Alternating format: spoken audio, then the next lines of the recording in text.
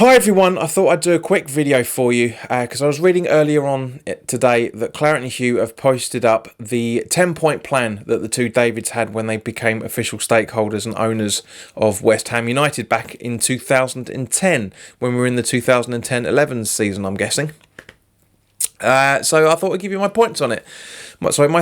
I did say about 18 months ago that I would do a review of the 10-point plan at some point. And now, a decade into their tenure, it's probably the best time to do it. So the first point is appoint the right manager.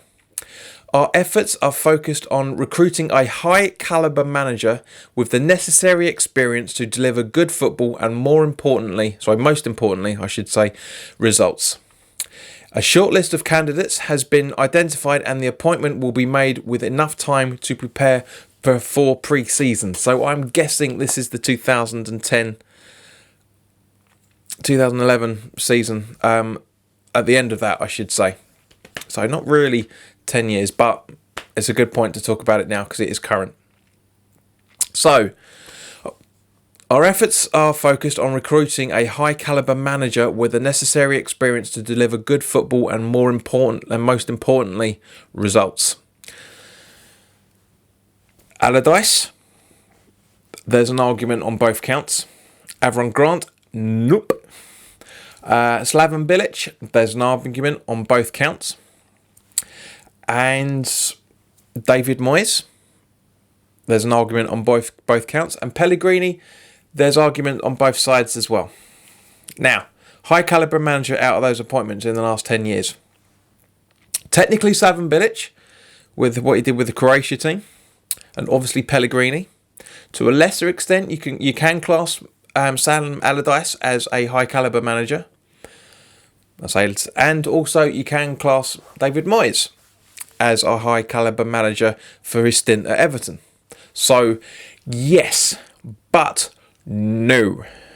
High caliber manager with the necessary experience to deliver good football and most importantly, results.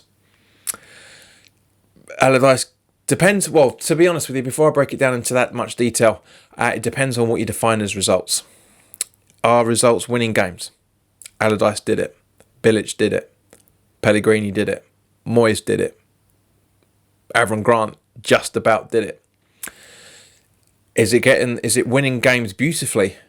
Pellegrini just about did it. Bilic just about did it.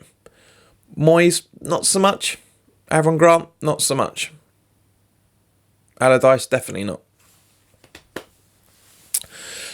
But so there you go. It's all open to interpretation. So on my standing on this is they just about did it, and I mean just about did it. A C- on that, really. Sign new players. For too long, the focus has been on players leaving rather than arriving. We will strengthen in the right areas to ensure an exciting and a balanced squad that is well placed to cope with the rigours of a Premier League season. Our main aim will be to bring in players hungry to do well, who share our ambitions and aspirations. Fail. Massive fail on this. We brought in way too many players over the 10 years, massively too many players over the 10 years. There are, of course, those ones that stand out. Demba Ba, Dimitri Payet, obviously, technically, Winston Reid, Ginger Collins, again, Lanzini, yes and no on that. Balanced squad, never in a million years. I have never, in the last 10 years, ever said, either on videos or conversations before starting this YouTube channel up, where we've said we've got the right balance. Fail. Massive fail. WHU go on about how much money they spent and use a few examples, but in general, for the 10 years, it's a fail. The squad has never been balanced. If you guys disagree, or agree with me, or disagree with me on anything, put it down in the comments. More investment in the academy. Tony Carr remains at the heart of the club, and his work in developing future first team players, I should say, remains essential for the long-term success of this club. We will make sure homegrown talent nurtured in the West Ham way will always be given the chance to complement established players brought in from elsewhere. Right, well, the first sentence of that about Tony Carr, it's a fail because he retired a few years after they came in. We will make sure homegrown talent nurtured in the West Ham way will always be given the chance to complement established players. Yeah, even though the spell compliment's wrong. The chance to complement established players brought in from elsewhere. Over 10 years. Yes, James Collins. James Tompkins, I should say. Jack Collinson, that's what I was thinking. I'm getting the two names confused there. Declan Rice, of course, in more recent times. Freddie Sears, kind of. 10 years as a whole. Nathan Holland trying to break through. Dean Garner trying to break through. 10 years as a whole. Consistently. I know they haven't mentioned it in that, but if they trying to develop long-term success of this club, and we stayed up after coming back, for me it's a fail. We haven't seen enough good academy of players coming through, but that's not necessarily a criticism of the academy because you can only produce what you've got. All right, granted, before anyone says, granted, Declan Rice came from Chelsea's academy. Technically, he came from Fulham's academy because he was training with them in the morning and then he was training with us in the afternoon. But like in general, I don't care how much they have spent. It's not enough on the training ground. I've mentioned it before. It's not enough. You know that yes, an upgrade is an upgrade, but it's nowhere near enough to consider long-term success. So it's a fail for me. It really is. Continue to clear the debt. We have a responsibility to ensure this club is never again placed in a perilous position. Great strides have been taken to get us on a sound financial footing, but there is still a way to go. Difficult decisions have had to be made, and that will continue to be the case, but our bottom line on the bottom line... Okay, a bottom line on you can't have a bottom line on a bottom line. The bottom line is the bottom line. Otherwise, it's a sub-bottom line. Is to ensure the club survives. Now, I hate to say it. I'm not sounding too much like Sting. The older fans will know what I'm talking about on that. If you've got 10 summoners' tales, but I really, really do hate to say it, but they did this. They have done this. Not in the way that we want, but they have done it. They are making sure that the debt is gone, and by all accounts it's supposed to be gone by the end of this season, albeit it's taken them 10 years to do it. Difficult decisions have been made. Absolutely 100%. It was you can tell that we see it week in, week out over the last 10 years. So I hate to say it, but this is a pass for this. They've done what they set out to do again. But I would say B+. Really, B+, because they've done it, but not in the way that we expected, and it's been a little bit too close to home on a few things. Point 5, freeze season ticket prices for renewals. We are delighted we have been able to freeze season ticket prices, save for the VAT increase, all of 2.5%, but we will not stop there. We are looking at more ways of rewarding those fans who make such a long-term commitment and have excellent offers for younger supporters, who are the lifeblood of this club. Member benefits will also improve. Now, this is subjective, right? Because, yes, from one point of view, they have done this. Okay? Because they did. The prices that we're paying at the London Stadium now are cheaper. Not by much, but they are cheaper than when we were at the Bowling. Again, not by much, but they are cheaper. Have they continued to do this? No, 100% not. I mean, because as we know, the prices went up for this season, and I've got a gut instinct that they're going to go up again next season as well, because it seems to be that the more seats available, the prices are higher. That's what I'm saying about difficult decisions, for one, and why it's not been in the way we expected them to. We are looking at more ways of rewarding those fans who make such a long-term commitment and have excellent offers for younger supporters. Yes, okay. Yes, kids for £1. Cup tickets for £10. What was it? Which game was it recently? It was kids for £1. It was the Bournemouth game, I think, and prices from tenner. So, yes, all right. That side of it, yes, but over the 10 years, what's annoying for us season ticket holders, I've spoken to a few other people, not a huge amount, obviously, but a few people that I know, and they do agree with me that, yes, the membership, the academy membership thing, you get a gift book every time. You get different things with it. Us season ticket holders, we get fuck all. We get absolutely nothing. So, yes, that point of view, yes, they are making it better, but it's still a fail. It's still a fail because they're not season ticket prices. They're just not. They're not. That's the point of point 5. Free season ticket prices for renewals. They're not doing it. Point 6. Build the status and the image of the club. Our standing at home and abroad is rightly built on our proud history and our commitment to young talent. The values of the Academy of Football developed since the days of Bobby Moore define what we are all about. With the world's spotlight set to shine on this part of London, it's not, it's East London, the time is right to spread the word further. Build the status and image of the club. The image of the club is broken and has been broken for a good few years. Because the owners are just businessmen. They're not they don't run a football club the way a football club should be run. They don't run it in the 80s way that they're trying to make signings in the 80s way. They run it as a business and they're too cutthroat. So they haven't built the image of the club. And the status of West Ham, the status is what it is, that it's a football club in the Premier League. So it's a fail for me. It's an F. It really is a fail. Right, so number 7, make it enjoyable to come and watch.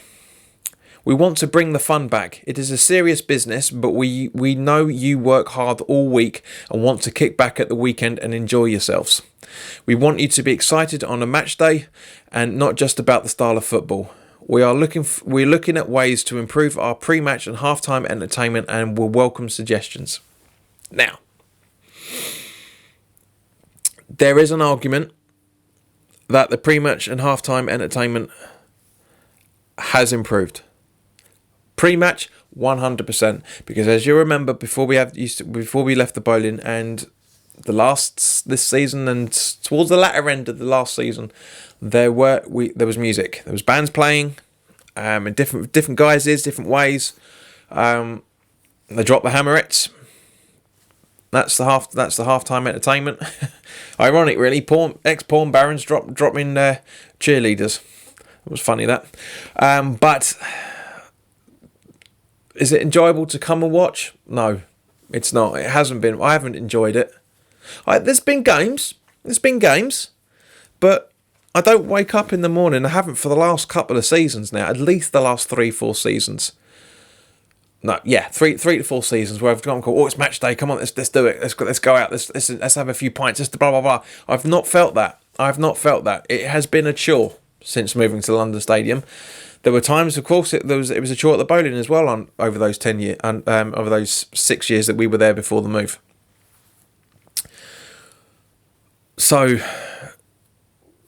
sometimes that's down to the caliber of the attitude of the players, and sometimes it's down to the inept tactics of the managers they've appointed. So having that balance, because I'm looking at it from all points of view, not just as a season ticket holder, but reviewing it as a general thing. It's not applicable. To be honest, they haven't failed and they haven't passed. They've done some of this, and they've done a lot of this stuff that the way how you go about it they haven't done. So it's an undefined, shall we say, an undefined. Get closer to the community. This club does excel. This club does excellent work in the local area already, but we want to move even closer to schools and businesses on our doorstep. We can exchange our commitment.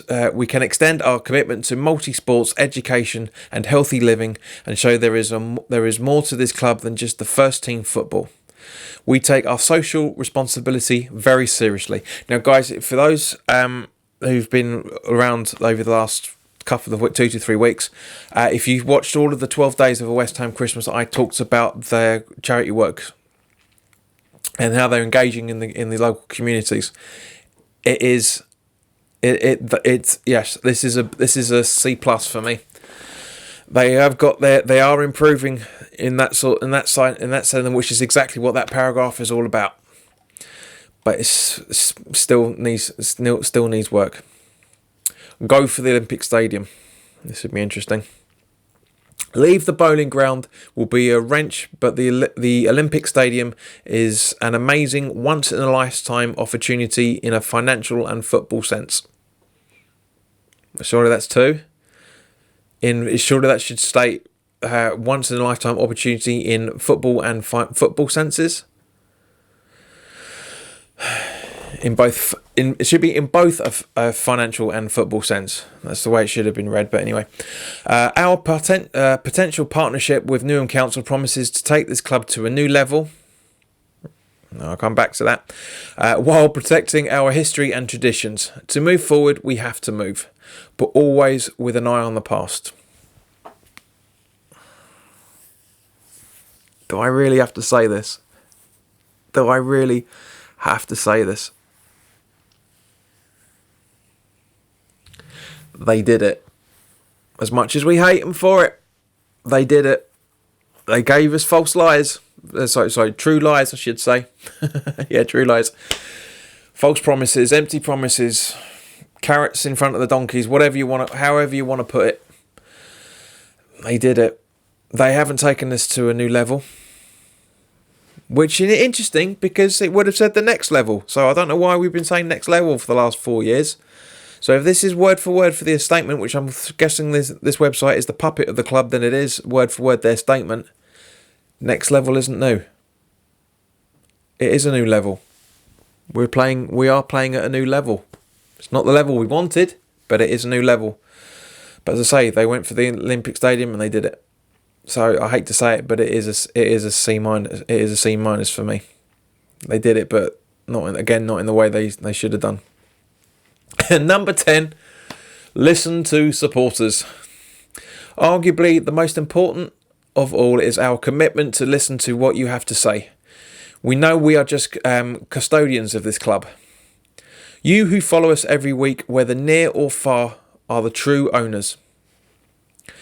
Whether talking to you online or in print or face-to-face at fan forums, we will be open, transparent and available. Well, that's bollocks for a start. Now the only person that is actually open and transparent to a degree is David Gold. When he goes out and he's talked to the West Ham Way and he's done that Bubbles magazine interview and stuff, he's been honest, and you can't take anything away from them from that. But when there was the engagement with the YouTube content creators and other people 2 years ago, they weren't. They sent Karen Brady down to do all the donkey work because they didn't want to face the supporters. David Gold, I've mentioned this before, but David Gold, when we were in the January of 2011, I think it was about January, February time, came in at the supporters club, and a good mate of mine, Steve, cornered him, for lack of a better way of putting it, cornered him, and was massively respectful in every single way that what he said, and but was genuinely honest, asking him genuine questions. David Gold's answer saying, because he was asking about why his dad at the time, who was Bill, who was very, very old at that point, and I hope Bill is still with us, was saying that why are the kids getting in for a quid when my dad, who's whatever age Bill was at the time, I forget, apologies, has to pay the prices that he is when we're getting kids through, and he's an OAP, those sort of things. Very respectful. David Gold never went back to the supporters club while I was there since. Never seen him in there since. But so that they don't listen to the supporters. Okay, there's an argument to say that they listen to the supporters from the protests at the Burnley game, just under a year ago. There's an argument for that. What was that? Over a year ago, I should say. Yeah, because we've had a whole season since then. But it's a fail to me. They don't listen to the supporters. They don't listen. They hear, but they don't listen. So guys, thank you very much for your time. As I say, put your comments down in the comment section below. I want to know what your thoughts are to all these 10 points on here. As you can see, I've tried to do it as balanced as possible, but there's a lot of bullshit in here. There's a lot of bullshit, as we all knew that there was going to be. If you like the video and you feel I deserve it, then by all means please click the like button and hit the notification. If you also like the channel as well, what I was going to say, get me spill all mixed up. If you like what I'm doing and you're new round here, welcome. It's great to see you. If you like what I'm doing and you want to hear more from me as well, that's even better. By all means please hit the subscribe button and hit the notification bell to get to know when new content is going up. And if you don't like the video, then by all means please click the dislike button and let me know in the comments why you don't like this video. I've tried to be as balanced as possible, but hopefully that you've because this is legitimately my honest answers on this. If you don't agree with me, that's fine, and I'm happy to discuss the points on you that you don't agree with me in the comments. That's absolutely fine. And please also share this content with anybody that you feel may want to watch it. So in the meantime, guys, thank you very much for your time. Enjoy the rest of your week, and I will see you very, very soon.